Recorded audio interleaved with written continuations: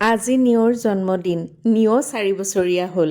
সকলোৱে আশীৰ্বাদ কৰিব নিঅ' যাতে সদায় সুস্বাস্থ্যৰ অধিকাৰী হৈ থাকে।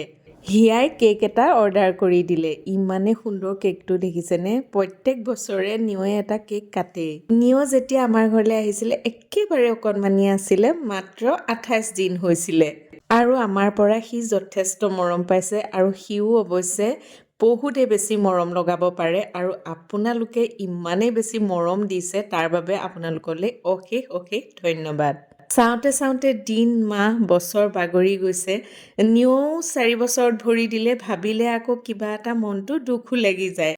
তথাপিও আজি যিহেতু তাৰ জন্মদিন, এনেকুৱা কথা নাভাবোঁ।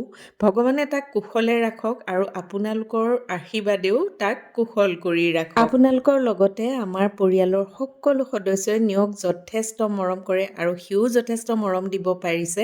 সকলোলৈকে বহুত বহুত ধন্যবাদ।